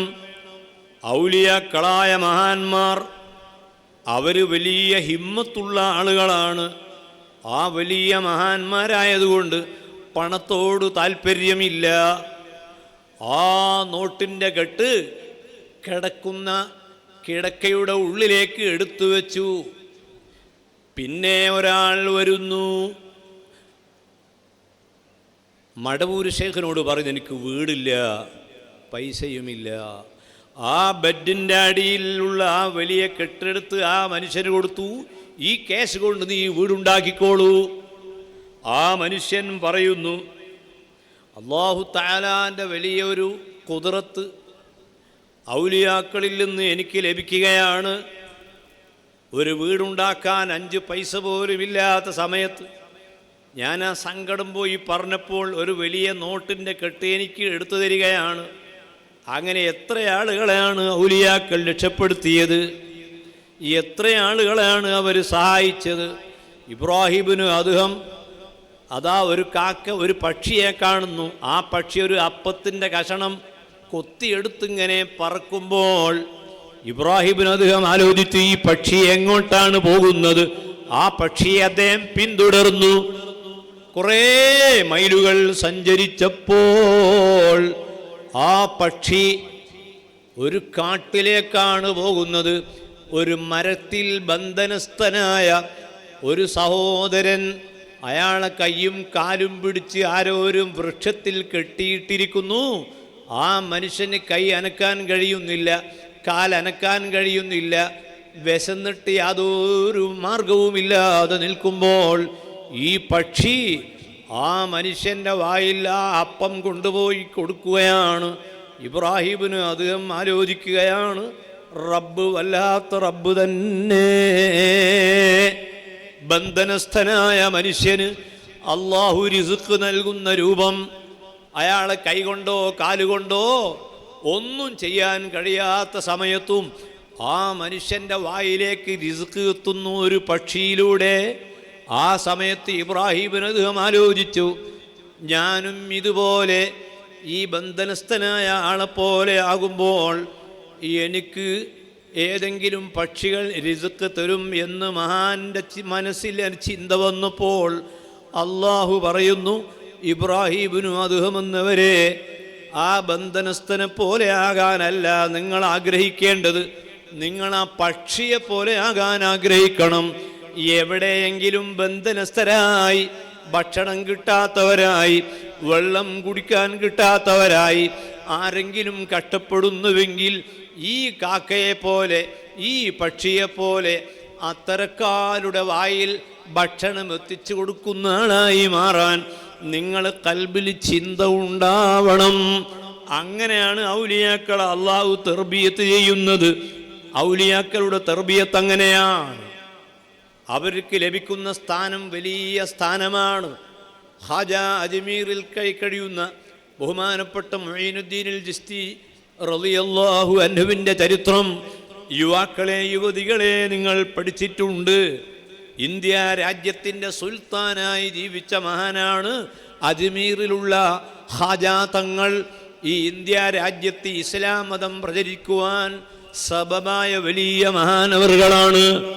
അതുപോലെ ഡൽഹിയിൽ ഹസ്രത്ത് നിസാമുദ്ദീൻ, ഡൽഹിയിൽ അള്ളാഹുവിൻ്റെ പരിശുദ്ധ മതം പ്രചരിപ്പിക്കാൻ വലിയ പങ്കുവഹിച്ച മഹാനാണ്.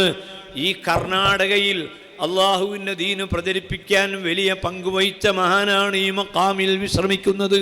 ഈ മഹാന്മാർ മുഴുവനും ദുനിയാവിൻ്റെ വിഷയത്തിൽ അവർക്ക് ഭയവുമില്ല, ദുഃഖവുമില്ല. അതുകൊണ്ട് അവരുടെ ഖബറിൻ്റെ അടുത്ത് എത്തിയാൽ നമ്മളിങ്ങനെ റബ്ബിനോട് പറയണം, അല്ലാ, ഒരുപാട് ടെൻഷനുകൾ ഉണ്ട്, ഒരുപാട് ബേജാറുകളുണ്ട്, മക്കൾ എനിക്ക് ഇല്ല. മക്കളില്ലാത്തതിൻ്റെ പേരിൽ ബേജാറില്ലാത്തവരാണ് ഔലിയാക്കൾ. അവർക്ക് മക്കളുണ്ടെങ്കിലും ഇല്ലെങ്കിലും ബേജാറില്ല. നമ്മളോ മക്കളില്ലെങ്കിൽ മനസ്സിൽ ദുഃഖമാണ്. മക്കൾ മരിച്ചു പോയാൽ ഔലിയാക്കൾക്ക് ബേജാറില്ല. അബ്ദുല്ലാഹിബ്നു ഉമർ റളിയല്ലാഹു അൻഹുമയുടെ ഒരു പ്രിയപ്പെട്ട മകൻ മരണപ്പെട്ടപ്പോൾ അബ്ദുല്ലാഹിബ്നു ഉമർ ആ മകനെ ഖബറിലേക്ക് മറവ് ചെയ്യുമ്പോൾ, മറവ് ചെയ്യുന്ന സമയത്ത് മിൻഹാ ഖലഖനാകും വഫീഹാ നുഈദുകും വമിൻഹാ നുഖ്രിജുകും താറത്തൻ നുഖ്റാ, 3 പിടി മണ്ണ് വാരിയിട്ട് കൊണ്ടാണല്ലോ ഖബറിലേക്ക് മറവ് ചെയ്യൽ പൂർത്തിയാക്കുന്നത്. ആ മണ്ണ് വാരി എറിഞ്ഞുകൊണ്ട് ആ മകനെ ഖബറിൽ ദഫൻ ചെയ്ത് പിരിഞ്ഞു പോരാൻ നിൽക്കുന്ന സമയം അബ്ദുല്ലാഹ് ഇബ്നു ഉമറിൻ്റെ മുഖത്തേക്ക് നോക്കിയപ്പോൾ ശിഷ്യന്മാർ കാണുന്നത് ഒരു ചെറിയ പുഞ്ചിരിയാണ്. ഒരു സുന്നത്തും ഉപേക്ഷിക്കാത്ത മഹാനാണ് അബ്ദുല്ലാഹ് ഇബ്നു ഉമർ. മുത്തബിഉസ്സുന്നയാണ്. മുതഅല്ലിമീങ്ങൾക്ക് ഏറ്റവും ഇഷ്ടമാണല്ലോ അബ്ദുല്ലാഹ് ഇബ്നു ഉമറിനോട്. കാരണം മുത്തുനബിയോട് ഇത്ര മഹബത്തുള്ള ഒരാളെ കാണുകയില്ല. മക്കയിൽ പോയാൽ തൻഈമിൻ്റെ ഏതാണ്ട് അടുത്ത് ശുഹദാ എന്ന സ്ഥലത്താണ് അബ്ദുല്ലാഹി ഇബ്നു ഉമറിൻ്റെ ഖബർ. ഒരു കെട്ടിൻ്റെ ഉള്ളിൽ മഹാൻ വിശ്രമിക്കുന്നു. വല്ലാത്ത മഹത്വമുള്ള ആ അബ്ദുല്ലാഹി ഇബ്നു ഉമർ സ്വന്തം മകൻ മരണപ്പെട്ടപ്പോൾ ആ മകനെ മറവ് ചെയ്തതിന് ശേഷം ആ മുഖത്തൊരു പുഞ്ചിരി. ശിഷ്യന്മാർ ചോദിക്കുന്നു, എന്താണ് ഈ പുഞ്ചിരിയുടെ രഹസ്യം? അബ്ദുല്ലാഹി ഇബ്നു ഉമറിന്റെ മറുപടി, റളീതു ബില്ലാഹി റബ്ബാ വബിൽ ഇസ്ലാമി ദീനാ വബിമുഹമ്മദിൻ സല്ലല്ലാഹു അലൈഹി വസല്ലം റസൂലൻ വനബിയ്യാ. അല്ലാഹു തആല എൻ്റെ മകൻ മരിക്കുന്നതിലാണ് അള്ളാഹുവിൻ്റെ തൃപ്തി. അതുകൊണ്ടാണല്ലോ എൻ്റെ മകനല്ല പിടിച്ചത്. അതുകൊണ്ട് അത് എനിക്കും തൃപ്തിയാണ്. അപ്പോൾ ഔലിയാക്കൾക്ക് മക്കൾ മരിച്ചാലും മക്കൾ ജീവിച്ചാലും അതിൻ്റെ പേരിൽ ടെൻഷനില്ല. ഞാനും നിങ്ങളും അങ്ങനെയല്ല. മകനെ കാണാതെയായാൽ, മകൻ മരണപ്പെട്ടു പോയാൽ, ആക്സിഡൻറ്റിൽ കയ്യോ കാലോ പരിക്കേറ്റ് ആശുപത്രിയിൽ കിടക്കുമ്പോൾ നമ്മൾ വേഗം മഖാമിലേക്ക് വരും. വന്നിട്ട് അവിടുന്ന് നമ്മൾ അവിടെ വെച്ച് ദുആ ചെയ്യുന്നത്, പടച്ചവനെ, ഈ ഖബറിൽ കഴിയുന്ന ആൾ വലിയ മനക്കരുത്തുള്ള ആളായിരുന്നു. ഒരു സൗകര്യവുമില്ലാത്ത കാലത്ത് വളരെ ഹിമ്മത്തോടുകൂടി ജീവിച്ച മഹാനായിരുന്നു. റബ്ബേ, ഞാനോ എൻ്റെ ജീവിതത്തിൽ, എൻ്റെ കുടുംബത്തിൽ ഒരു നഷ്ടം സംഭവിച്ചാൽ അപ്പോഴേക്ക് ടെൻഷനുള്ള ആളാണ് ഞാൻ. അതുകൊണ്ട് ഈ മഹാനെ പോലെ ടെൻഷനില്ലാത്ത ഒരു ഖൽബിനെ നീ എനിക്ക് തരണേ. അത് ദുആ ചെയ്യാനാണ് മഖാമിൽ വരുന്നത്.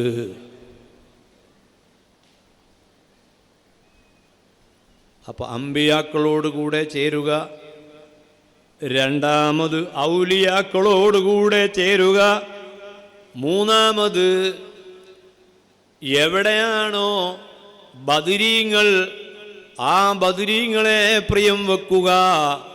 മദീനയിലെത്തിയപ്പോൾ മുത്തുനബിയുടെ ഖബർ ശരീഫ് സിയാറത്ത് ചെയ്തപ്പോൾ ആരോ പറഞ്ഞു, നിങ്ങൾ ബദറിൽ പോയില്ലേ? അപ്പോഴാണ് ആ മനുഷ്യൻ്റെ കൽബിൽ ഒരു ചിന്ത വരുന്നത്, 100 കിലോമീറ്റർ ഈ മദീനയിൽ നിന്ന് സഞ്ചരിച്ചാൽ ബദർ എന്ന് പറയുന്ന സ്ഥലത്തെത്താം. അതൊരു കിണറിൻ്റെ പേരാണ്. ആ കിണറുള്ള സ്ഥലത്താണ് ബദർ എന്ന് പറയുന്ന പട്ടണം നിലകൊള്ളുന്നത്. ബദർ എന്നതൊരു മനുഷ്യൻ്റെ പേരായിരുന്നു, അതൊരു കിണറിൻ്റെ പേരായിരുന്നു. ഇപ്പോൾ അതൊരു പട്ടണത്തിൻ്റെ പേരാണ്. അവിടെയാണ് ഇസ്ലാമിലെ ആദ്യത്തെ സ്വാതന്ത്ര്യ സമരം ഹിജ്റ 2-ാം വർഷത്തിൽ നടന്നത്. ആ സമരം നടന്ന ഭൂമിയിലേക്ക് 100 കിലോമീറ്ററേ മദീനയിൽ നിന്ന് ദൂരമുള്ളൂ. എങ്കിൽ മൂമിനായ മനുഷ്യൻ അവിടെ പോകുന്നു. കാരണം എനിക്ക് കുറച്ച് നല്ല കൂട്ടുകാരെ കിട്ടണം, എനിക്ക് അമ്പിയാക്കളെ കൂട്ടുകാരായി കിട്ടണം, മുത്തുനബി എൻ്റെ കൂട്ടുകാരനായി കിട്ടണം, ദിവസവും മുത്തുനബിക്ക് സലാം പറയണം. അങ്ങനെ അത്തഹിയാത്ത് ബിൽ സലാം പറഞ്ഞുകൊണ്ട് ആ നബി നമ്മളെ കൂട്ടുകാരനായി മാറിക്കഴിഞ്ഞു. അള്ളാഹു നമ്മിൽ നിന്ന് കബൂൽ ചെയ്യട്ടെ. 2 ഔലിയാക്കൾ നമ്മളെ കൂട്ടുകാരാണ്. ആ കൂട്ടുകാരെ ലഭിക്കാൻ വേണ്ടിയാണ് ഉള്ളാളത്ത് സിയാറത്തിന് വരുന്നത്, മടവൂരിൽ സിയാറത്തിന് പോകുന്നത്, താജുൽ ഉലമയെ സിയാറത്ത് ചെയ്യുന്നത്. അള്ളാഹുവിൻ്റെ കൽപ്പന പൂർണ്ണമായി അനുസരിച്ച് ജീവിച്ച മഹാന്മാരോട് ഉള്ള മഹബത്താണ് സിയാറത്തിൻ്റെ അടിസ്ഥാനം. മരണചിന്ത വേണമെന്ന് ഞാൻ ആദ്യം ഉണർത്തി, അത് വിട്ടുപോകരുത്. രണ്ടാമത്, ആ ഖബറിൽ കഴിയുന്ന മഹാന്മാരായ ആളുകൾ അവർ ശുഹദാക്കളാണ് എങ്കിൽ ആ ശുഹദാക്കളുമായുള്ള ബന്ധം ഉറപ്പിച്ചോ. ബദർ ശുഹദാക്കളെ നേതാവ് മുത്ത് ഹബീബ് നബി സ്വല്ലല്ലാഹു അലൈഹി വസല്ലമയാണ്. ആ 313 സ്വഹാബിമാരെ നീ പ്രിയം വെച്ചോളൂ. അവർ വലിയ രാജാക്കന്മാരാണ്. സ്വർഗം അവർക്ക് ഉറപ്പാണ്. സ്വർഗത്തിലാണ് അവരുള്ളത്. അവർ എവിടെയാണ്? സ്വർഗത്തിൽ പക്ഷികളുടെ ശരീരത്തിലാണ് അവരുടെ ആത്മാക്കൾ പറക്കുക.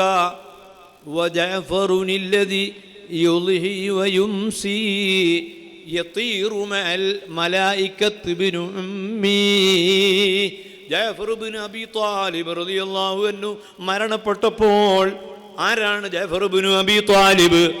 മുത്തുനബിയുടെ മുഖം പോലെയാണ് ജഅഫർ ഇബ്നു അബീ ത്വാലിബിൻ്റെ മുഖം. മുത്തുനബിയുടെ ശരീരം പോലെയാണ് ജഅഫർ ഇബ്നു അബീ ത്വാലിബിൻ്റെ ശരീരം. കാരണം ജ്യേഷ്ഠൻ്റെയും അനുജൻ്റെയും മക്കൾ അങ്ങനെ ഉണ്ടാകും. ആ ജഅഫർ ഇബ്നു അബീ ത്വാലിബ് മൂത്തത്ത് എന്ന് പറയുന്ന ആ യുദ്ധക്കളത്തിൽ ഷഹീദായപ്പോൾ ആ ജഅഫർ ഇബ്നു അബീ ത്വാലിബിൻ്റെ വീട്ടിൽ ഭാര്യയെയും മക്കളെയും വിവരമറിയിക്കാൻ വന്നത് മുത്തുനബിയാണ്. ജോർദാനിലാണ് അവരെ ഖബറുള്ളത്. ആ ജഅഫർ ഇബ്നു അബീ ത്വാലിബ് റളിയല്ലാഹു അൻഹുവിൻ്റെ ആത്മാവ് പക്ഷികളുടെ ശരീരത്തിലായി സ്വർഗത്തിലൂടെ പറന്ന് നടക്കുകയാണെന്ന് ഇമാം ബുഖാരി അദ്ദേഹത്തിൻ്റെ സ്വഹീഹിൽ ഉദ്ധരിക്കുന്നു. മുത്തുനബി നമുക്ക് പറഞ്ഞു തരുന്നു. ആ ശുഹദാക്കളെ നമ്മൾ ഇഷ്ടപ്പെടണം. അവർ റബ്ബിന് വേണ്ടി ജീവിച്ചവരാണ്, നമ്മളെ പോലെയല്ല. അതുകൊണ്ട് അവരും നമ്മളെ കൂട്ടുകാരായി മാറണമെങ്കിൽ മഹദറത്തുൽ ബദരിയ ചൊല്ലുന്നു. ആ ബദരീങ്ങളെ പേര് പറയുന്നു.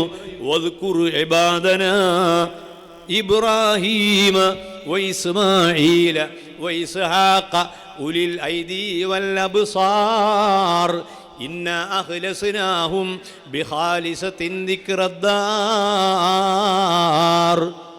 ഖുർആൻ പറഞ്ഞു, വദ്കുർ ഇബാദന ഇബ്രാഹീമ, നമ്മുടെ അടിമകളായി ജീവിച്ച ഇബ്രാഹിം നബി അലൈഹിസ്സലാമിന് നിങ്ങൾ പറഞ്ഞോളൂ. ഇബ്രാഹിം നബി ചെറിയ ആളല്ല, വലിയ ആളായതുകൊണ്ട് നിങ്ങൾ അദ്ദേഹത്തിൻ്റെ പേര് പറഞ്ഞോളൂ. ഇസ്മാഈല, ഇസ്മായിൽ നബിയും വലിയ ആളാണ്, നിങ്ങൾ പറഞ്ഞോളൂ. വലിയ ആളുകളെ പേരിങ്ങനെ പറഞ്ഞോളൂ. അത് മനുഷ്യന്റെ വിജയത്തിന് കാരണമാണ്. അല്ലാഹുമ്മ സ്വല്ലി അലാ മുഹമ്മദിൻ, പിന്നെ വഅലാ ആലി മുഹമ്മദിൻ, പിന്നെ കമാ സ്വല്ലൈത അലാ ഇബ്രാഹിം വഅലാ ആലി ഇബ്രാഹിം. വലിയ ആളുകളെ പേര് പറയുമ്പോൾ ചെറിയ നമ്മൾ വലിയതായി മാറും. നമ്മൾ അള്ളാഹിൻ്റെ അടുക്കൽ വലുതാവണമെങ്കിൽ മഹാന്മാര് പേര് പറയണം. അങ്ങനെയാണ് നിസ്കാരത്തിൻ്റെ ഉള്ളിൽ ഇബ്രാഹിം നബിയുടെ പേര്. വദ്കുർ ഇബാദനാ ഇബ്രാഹീമ വഇസ്മാഈല വഇസ്ഹാഖ ഉലിൽ ഐദി വൽ അബ്സാർ. ഉലിൽ ഐദി അവർ ഖുവ്വത്തുള്ള ആളായിരുന്നു, വൽ അബ്സാർ ഈമാനുമുള്ള ആളുകളായിരുന്നു. ഈമാനുണ്ട്, ഖുവ്വത്തുണ്ട്. നിങ്ങൾക്കും അതല്ലേ വേണ്ടത്? അത് വേണമെങ്കിൽ നിങ്ങൾ അവരെ പേര് പറഞ്ഞോളൂ, അവരെ ചരിത്രം നിങ്ങൾ വായിച്ചോളൂ, ബദരീങ്ങളുടെ ചരിത്രം പഠിച്ചോളൂ, ബദരീങ്ങളെ പേര് മക്കൾക്ക് ഇട്ടോളൂ. ഹോട്ടലിൻ്റെ പേര് ബദർ, വീടിൻ്റെ പേര് ബദർ. ഉഹുദ് എന്ന് വീടിന് പേരിടാറില്ല, പേരിട്ടാൽ മോശവുമല്ല. സയ്യിദുനാ ഉമർ ഇബ്നുൽ ഖത്താബ് റളിയല്ലാഹു അൻഹു പറഞ്ഞു, ഉഹുദ് യുദ്ധം വിജയമായിരുന്നു. അങ്ങനെയാണ് ഉമർ ഖത്താബിൻ്റെ അഭിപ്രായം. ഉഹുദ് വിജയമാണ്. കാരണം മുഅ്മിനായ മനുഷ്യന് പരാജയം എന്നതില്ല. അഥവാ പരാജയപ്പെട്ടാൽ അത് ബെറ്ററൈസ് ചെയ്യാൻ വേണ്ടിയുള്ള പരാജയങ്ങളാണ്. ചില കുട്ടികൾ പരീക്ഷയിൽ മാർക്ക് കുറഞ്ഞു പോയാൽ മാർക്ക് നന്നാക്കാൻ വേണ്ടി രണ്ടാമത് പരീക്ഷ എഴുതും. അങ്ങനെ കൂടുതൽ മാർക്ക് കിട്ടി ജയിക്കും. അപ്പോൾ ആദ്യം തോറ്റത് ഉന്നതമായ മാർക്ക് കിട്ടാൻ സഹായകമായി. ഇതാണ് ഉമറിൻ്റെ വീക്ഷണം.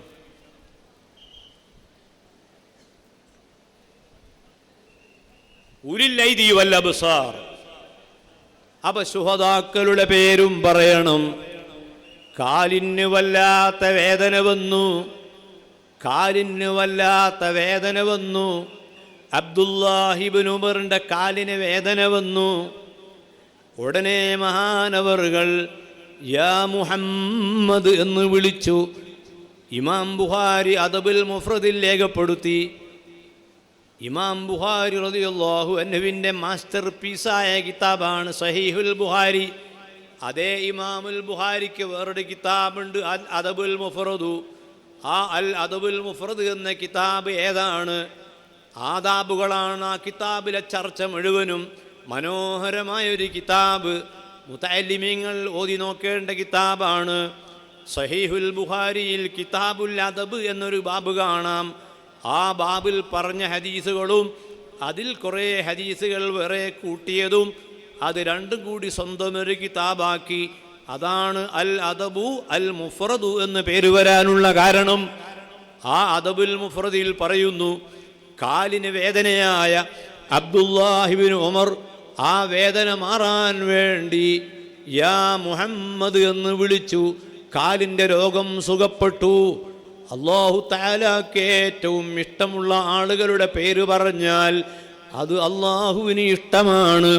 അല്ലാഹുമ്മ ഇന്നി അസ്അലുക ഹുബ്ബക വഹുബ്ബ മൻ യുഹിബ്ബുക വഹുബ്ബ അമലിൻ യുഖർരിബുനി ഇലാ ഹുബ്ബിക. അല്ലാഹുവേ, നിന്നോടുള്ള മഹബ്ബത്ത് നീ എനിക്ക് തരേണമേ, നിന്നെ ഇഷ്ടപ്പെടുന്നവരോടുള്ള മഹബ്ബത്തും നീ തരേണമേ, നിനക്കിഷ്ടമുള്ള അമലിനെ മഹബ്ബത്ത് വെക്കാനുള്ള ഭാഗ്യവും തരേണമേ. അങ്ങനെ ഇൻഷാ അല്ലാഹ് മരണചിന്തയിലൂടെ ഖബർ സിയാറത്തിലൂടെ ഈമാൻ വർദ്ധിക്കുക എന്ന വലിയൊരു സമ്പാദ്യമാണ് നാം ഓരോരുത്തരും ഈ ഉറൂസിലൂടെ നേടിയെടുക്കേണ്ടത് എന്ന് ഈ സമയത്ത് ഓർമ്മപ്പെടുത്തി ഞാൻ എൻ്റെ പ്രഭാഷണം അവസാനിപ്പിക്കുകയാണ്.